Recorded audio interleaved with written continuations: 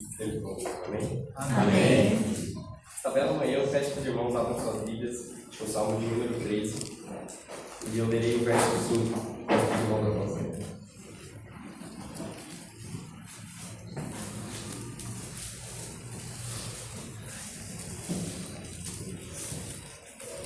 Diz assim a palavra de Deus: no tocante a mim, confio na tua graça, regozije-se o meu coração na tua salvação.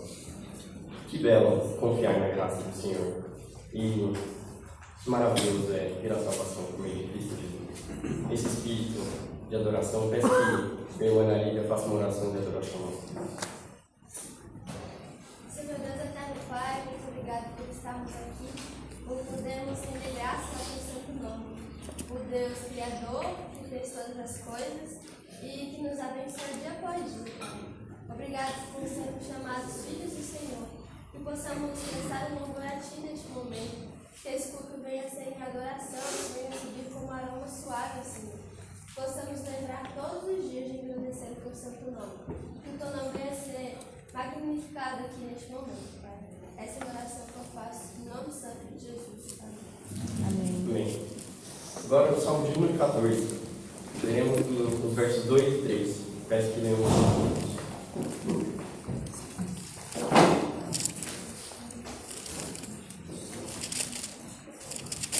Do céu, olha o Senhor para os filhos dos homens, Para ver se há quem entenda, se há quem busque a Deus. Todos se extraviaram e juntamente se corromperam. Não há quem faça o bem, não há nenhum sequer. Deus, em seu grande amor, de lá do céu nos olha, para ver se há quem entenda, para ver se há quem busque verdadeiramente a Deus. Mas nós pecamos, nós fraquemos. E então, por seu grande amor, ele envia Cristo Jesus para nos perdoar. E com esse espírito de quebrantamento, de confissão, peço que minha mãe faça uma oração de confissão. Senhor, nós te agradecemos, Pai, por estarmos aqui, ó Deus. Te agradecemos porque as suas misericórdias já se renovaram, Senhor. E nós, Senhor, humildemente, te pedimos perdão pelos nossos pecados, Pai. Te pedimos que o Senhor purifique o nosso coração e a nossa mente, ó Deus. Em nome de Jesus. Amém. Amém. Amém. Agora eu peço que os irmãos abram seus hinários no hino de número 168, A Excelência do Amor. E ao som do piano, em pé para louvarmos a Deus.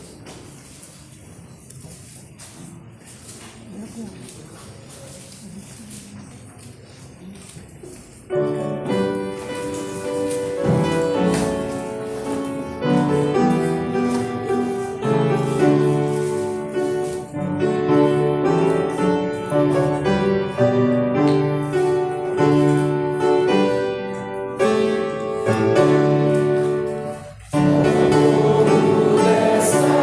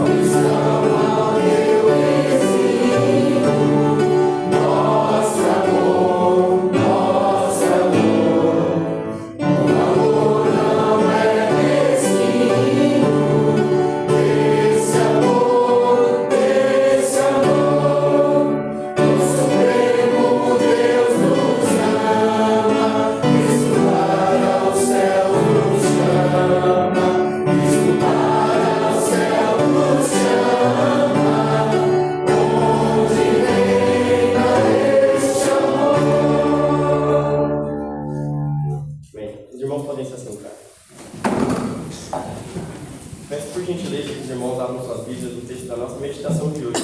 Se encontra na primeira carta de Paulo aos Coríntios, capítulo 12, a partir do versículo 31, a parte D. Eu farei a leitura até o versículo 13 do capítulo seguinte. Peço que os irmãos acompanhem.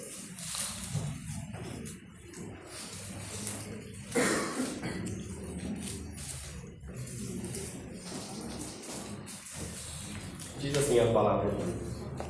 E eu passo a mostrar-vos ainda um caminho sobremodo excelente, ainda que eu fale a língua dos homens e dos anjos. Se não tiver amor, serei como bronze que soa, ou como símbolo que brilha.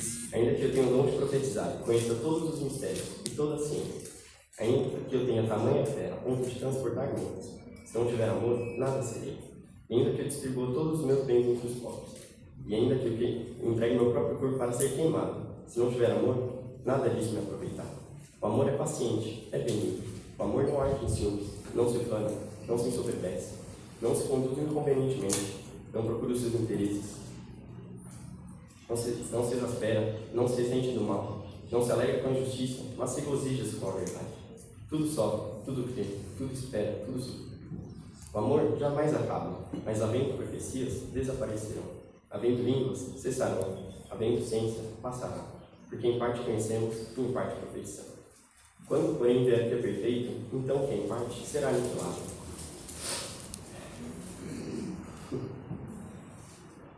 Quando eu era menino, falava como menino, pensava. Quando eu era menino, falava como menino, sentia como menino, pensava como menino. Quando cheguei a ser homem, desisti das coisas próprias de mim. Porque agora, vemos como em espelho, obscuramente, então veremos face a face. Agora, conheço em parte, então conhecerei como também sou conhecido. Agora, pois, permanecem a fé, a esperança e o amor. Estes três, porém, o maior destes é o amor. Oremos. Senhor, muito obrigado por essa oportunidade, Pai. Obrigado por esse dia. Neste momento, peço que o Senhor venha me iluminar e que o Teu Espírito Santo venha agir através da minha vida, Pai. E fale o coração da Tua igreja, em nome de Jesus. Amém. Ai, o amor. Amor é lindo, amor é maravilhoso. Eu amo minha mãe, minhas irmãs, meu primo, minha namorada, meus amigos, professores, Isabel. É lindo, eu amo amar. Mas o amor não é um mar de rosas. O amor é difícil. O amor não é simples. Então, o que é o amor? O amor é bom, mas o amor é difícil. O que é o amor? Será que essas pessoas que eu disse que eu amo, será que eu sei amar elas verdadeiramente? Será que mesmo se me traíssem eu ainda amaria elas? Será que esse meu amor é imutável? O que é esse amor que eu tenho por eles?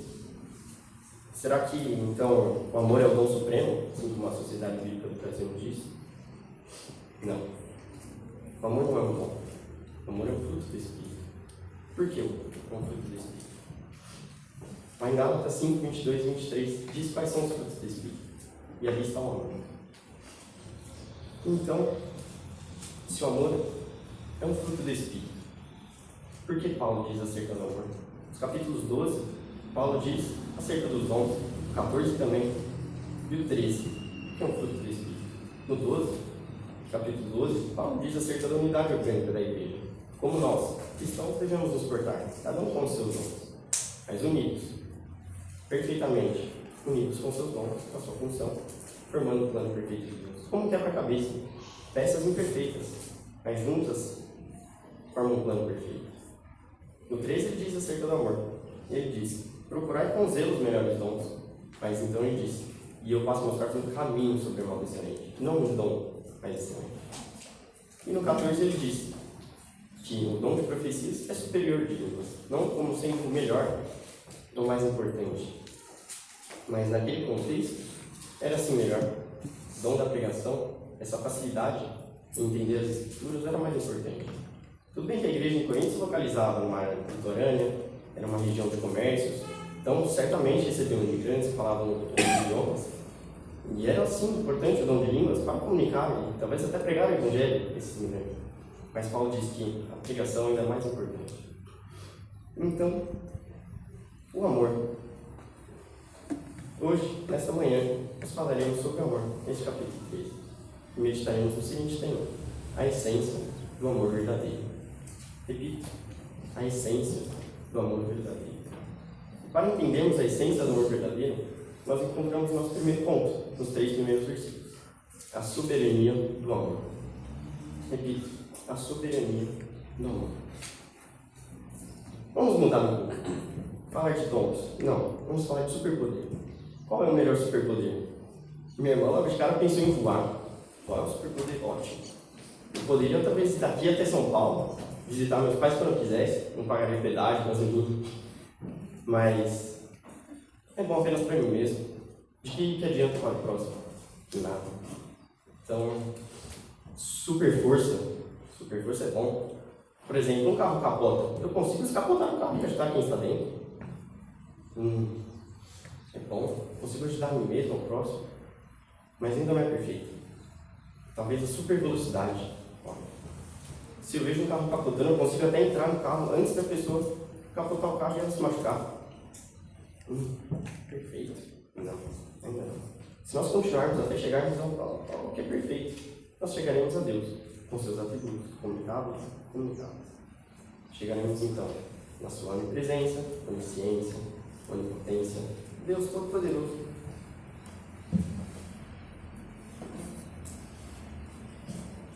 Então esse Deus Todo-Poderoso, perfeito, usa a vida de Paulo para nos mostrar qual seria esse melhor superpoder, entre muitas aspas, que é o amor. Então Paulo começa falando do amor.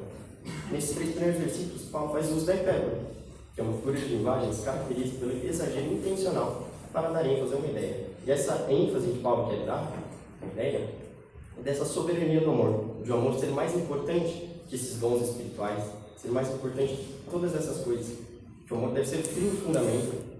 Então ele inicia, olhem suas Bíblias. Ainda que fale a língua dos homens e dos anjos. Aqui, ainda que, trazendo do original do grego, remete, na verdade, a uma condição de possibilidade.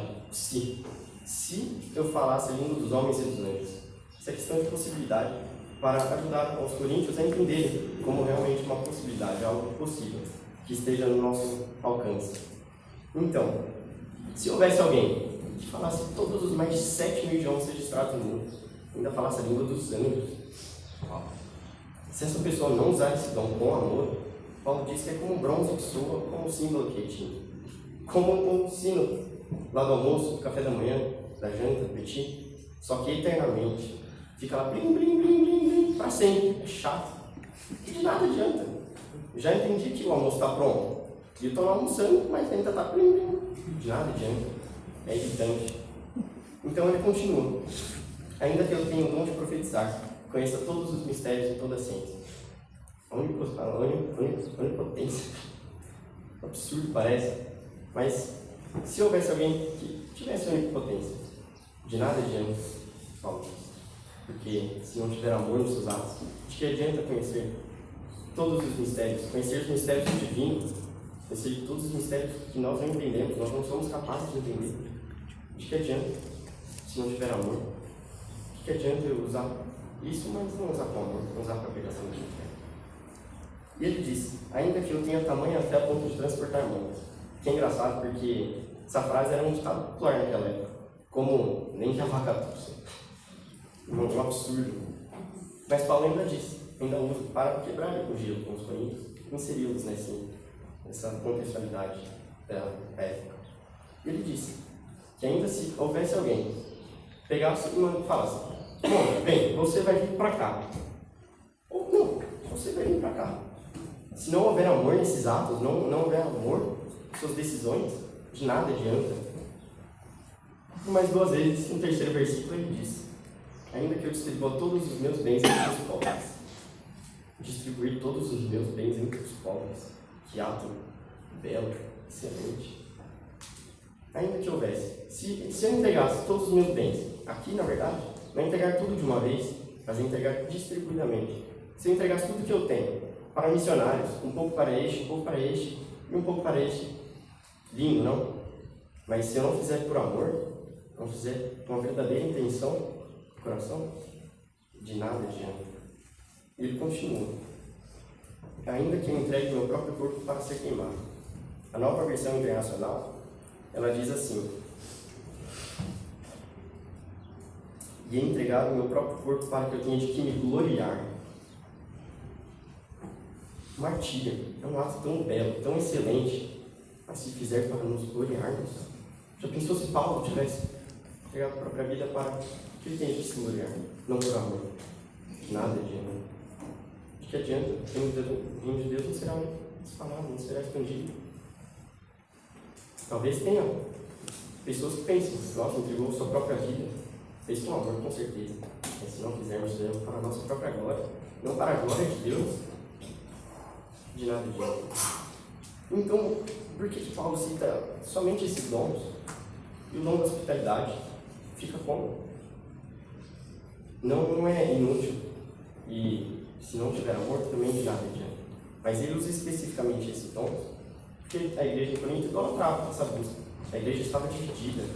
A igreja buscava esses dons porque eles entendiam ser uma verdadeira espiritualidade, ser uma intimidade com Deus. Mas Paulo exorta eles e diz: é bom buscar o amor, é bom buscar os dons, mas com amor. Capítulo 14 ele diz: seguir com amor e procurar os melhores dons, buscar os dons espirituais com amor. Se não tiver amor nos atos usados com os dons, de nada adianta. Nossa, poderia ser engenheiro, eu comecei a faculdade de engenharia. Poderia ser médico, poderia ser pastor, evangelista, briga. Mas de que adianta alcançar essas metas de vida, mas não tiver amor nas minhas ações? De nada. Então, esse amor, que é o fim do fundamento, deve ser a base, é soberano sobre todas essas coisas, em tudo que nós fazemos. Tem que ser com amor? O que seria esse amor? Partimos para o nosso segundo ponto para entender o que é esse amor. Nós vimos a soberania do amor. Para continuarmos a entender a essência do amor verdadeiro, nós vemos os atributos do amor. Do versículo 4 ao 7. Repito, os atributos do amor. Atributos a gente pensa lá em Deus. Deus são seus atributos comunicáveis e incomunicáveis. Mas aqui Paulo faz, na verdade, a caracterização, descreve as características do amor. Mas os atributos ainda assim são bons. O amor é um atributo comunicável de Deus. Mas então, vamos lá. Paulo vem descrever essas características e ele personifica o amor para uma maior facilidade, para que a igreja de Corinto entenda mais facilmente esses dons. Então ele separa em 3 partes. O que é o amor? Versículo 4, parte A. O que o amor não faz? Versículo 4, parte B, até o versículo 6. E por fim, o que o amor faz? Versículo 7. Então vamos começar. O que é o amor? O amor é uma decisão. Paulo descreve isso ao falar: o amor é paciente, é benigno. Essa decisão de amor, onde nós vimos ela? Em João 3,16. Deus nos amou de tal maneira que enviou e tomou a decisão de enviar Jesus Cristo para morrer por nós. É uma ação. Então, a longanimidade. Aqui, a paciente se diz, na verdade, longanimidade no original. O que é a longanimidade? Fritz Heckneck e Leon Borges citam Trent, uma frase de Trent em um de seus livros, que diz assim: a longanimidade é a ação da pessoa em segurar os seus sentimentos até que passe a ação ou a paixão. A igreja em Corinto achava que o amor era uma paixão momentânea, era uma atração física, mas Paulo exorta eles e diz que não, que o amor é uma decisão, não é esse sentimento passageiro. E a longanimidade é isso, é segurar esses sentimentos, segurar essas paixões passageiras, até que passe isso e se torne a decisão de amar. Eu tinha paixão pela ela, até que veio a decisão de amar. Então é benigno, bondoso, simples. E agora, que nós vimos que é o amor, que é essa decisão, o que nós devemos fazer com essas decisões? Ou o que nós não devemos fazer com essas decisões? Paulo diz: o que o amor não faz. Acompanhe suas Bíblias, por favor. O amor não arde em ciúmes, não se ufana, não se ensoberbece, não se conduz inconvenientemente, não procura os seus interesses, não se exaspera, não se ressente do mal, não se alegra com a injustiça, mas se regozija com a verdade. Paulo usa essas características para dizer que o amor não faz, porque a igreja em Corinto estava fazendo tudo isso que o amor não queria fazer.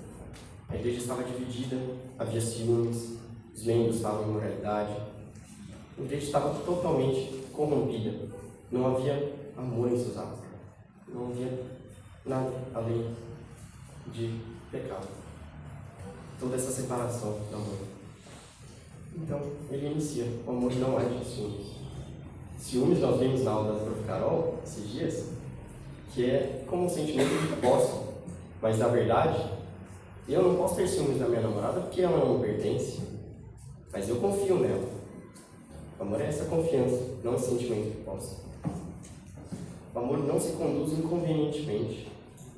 O amor não se ressente do mal. Que não se ressente do mal é perdoar verdadeiramente, como Deus nos perdoou. Em Isaías 43 diz: Eu sou quem apaga as tuas transgressões por amor de mim, e dos teus pecados não me lembro. É assim, esse é o perdão verdadeiro. Perdoar a ponto de não nos lembrarmos do mal que o outro cometeu. Então, não se alegra com a injustiça, mas se regozija com a verdade. Se o outro está triste, eu me entristeço com o outro, é por amor. O outro está feliz, eu me alegro com o outro. Mas também, o amor não passa pano. Se o outro fez algo errado, porque eu amo, eu vou me alegrar com ele. Não, eu vou exortá-lo em amor. O amor não é simples, não é fácil. O amor fala a verdade, mesmo que não seja o que nós queremos. Esse é o amor. E então, o que o amor faz? Seria só o contrário disso? Paulo resume em apenas 4 coisas. Tudo sofre, tudo crê, tudo espera, tudo suporta. Tudo sofre, no original, traz o sentido de cobrir. Jesus Cristo cobriu os nossos pecados, morrendo na cruz. Cobriu as nossas dores. Cobriu tudo por amor de Deus. Creu. Jesus Cristo creu no plano de Deus. Cria que Deus tinha verdadeiras intenções ao enviar Jesus para morrer por nós. Ele cria que era perfeito esse plano de nos salvar. E ele nos amou. Ele espera. Tudo espera. Seria no sentido de tempo. Jesus Cristo esperou 30 anos de sua vida para começar seu mistério. Esperou mais 3 anos para morrer na cruz. E mais 3 dias para ressuscitar. E então o plano de Deus fosse consumado. Mas não. Aqui está o sentido de esperança. Jesus Cristo tinha esperança nas pessoas. Assim como nós devemos ter esperança de que o outro faz o que faz com intenções corretas. Pedro, quando Pedro ia trair Jesus, antes, Jesus o avisa. Jesus ainda ora, roga a Deus, porque Jesus esperava o melhor de Pedro. Esperava que Pedro não ia trair, mesmo sabendo que iria trair. Ele tinha esperança em Pedro. Então tudo suporta. Suportou, Jesus Cristo suportou nossas dores, suportou perseguições, calúnias, injúrias. Mas não somente isso. Uma mulher que sofre abuso do seu marido, seria suportar isso e permanecer assim? Não, isso não é. Seria entregar o seu marido para a justiça, mas suportar, também dar suporte. Ele preso, ela vai lá, ora com ele, demonstra esse amor por ele. Ora com ele e por ele. Isso é demonstrar amor. Além de suportar as dores, você dá suporte. E então, nós vimos que o amor é soberano e é mais importante. O amor tem seus atributos. E por fim, esse amor é eterno. Então, no terceiro ponto, a eternidade do amor. Paulo inicia o verso 8, dizendo: o amor jamais acaba. Aqui não está no sentido de tempo, não. Essa ordem cronológica, questão cronológica, não. O amor é eterno, não por este motivo. Mas aqui acaba, está no sentido de falha. Grego, ele diz: o amor jamais falha. Por que o amor jamais falha? Porque o amor é o amor de Deus. Esse amor se atribui como imutável. E então, ele diz: se o amor não falha, ele vem dizer os dons espirituais. Afinal, essa carta é para a exortação da igreja. Ele diz: compreensão de Deus. Havendo profecias, desaparecerão. Havendo línguas, cessarão. Havendo ciência, passará. Ele diz que esses dons passarão, esses dons falharão. Mesmo se nós usássemos com amor estes dons, ainda poderá falhar. Se eu tivesse o dom de profecia, interpretar as escrituras, pregação, se eu usar com amor, eu ainda posso errar. Posso errar aqui na frente, mesmo pregando em amor. Então, por que o amor não falha? Ele disse. E por que os outros falham? Porque em parte conhecemos e em parte confessamos. Agora conhecemos em parte. Essas coisas são todas em parte. Mas o amor permanece, o amor não falha. E então ele diz, no verso 10: quando, porém, vier o que é perfeito. O que é este perfeito? Seria a volta de Jesus Cristo? Afinal, quando porém vier o que é perfeito, Jesus Cristo virá. Mas eu não posso afirmar isso. Alguns comentaristas dizem ser isso a volta de Cristo, dizem também ser o amadurecimento da igreja, dizem ser que nós estamos agora, estando eternamente com Deus. Mas eu trabalharei mais na questão da volta de Jesus Cristo. Me convém mais, eu acredito que seja mais essa possibilidade. Então, quando porém vier a perfeito. Verso 13. Leiamos. Agora, pois, permanecem a fé, a esperança e o amor. Estes três, porém, o maior destes é o amor. A fé, esse dom perfeito, maravilhoso.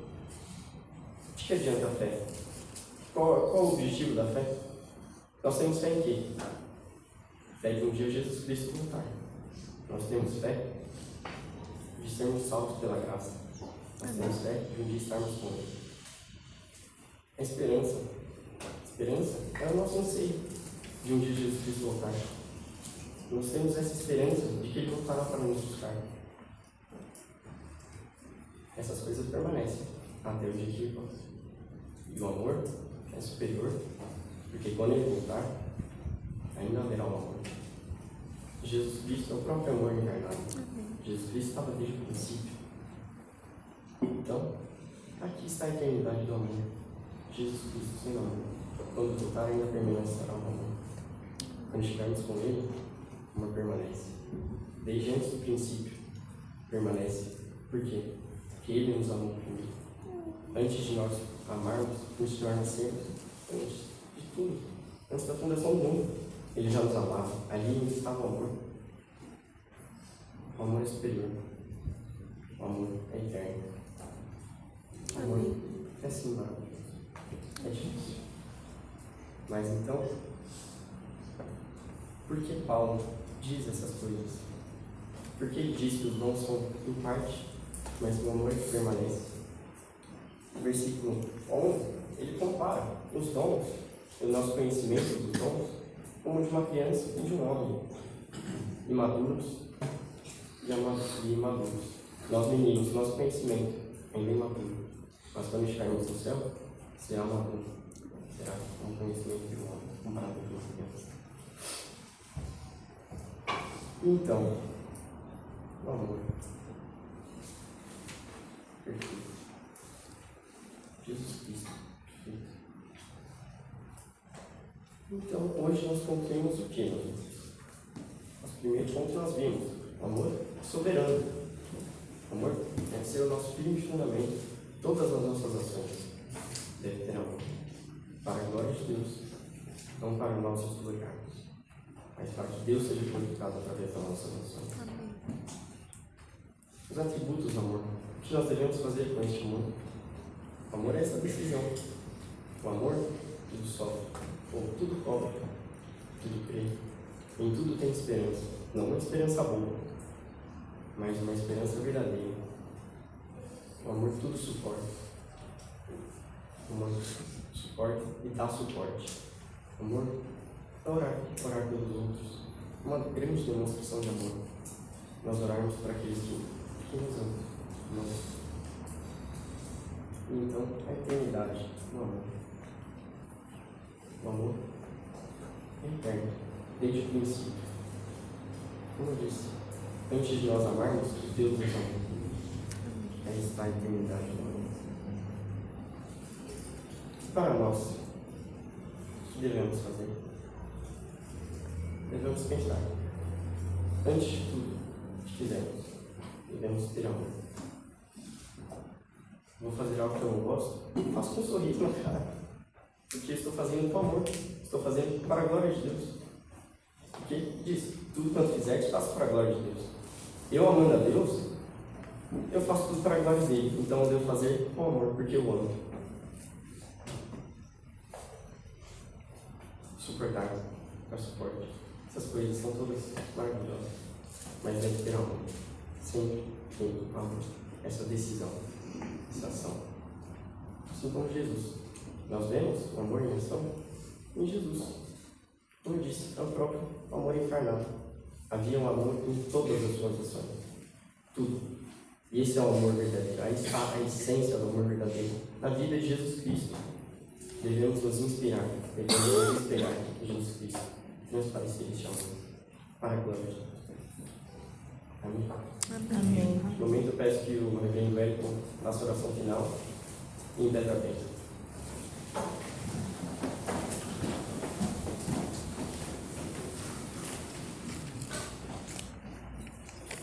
Senhor nosso Deus e nosso Pai amado, nós te damos graças por esta manhã, te louvamos porque o Senhor é aquele que edifica as nossas vidas através da tua palavra, e chama, ó Deus, a refletir sobre a necessidade de não somente conhecer aquilo que é o teu querer e a tua vontade para as nossas vidas, mas é também aquele que nos capacita a manifestarmos estas verdades no nosso dia a dia, de maneira que o Senhor seja honrado, servido e glorificado.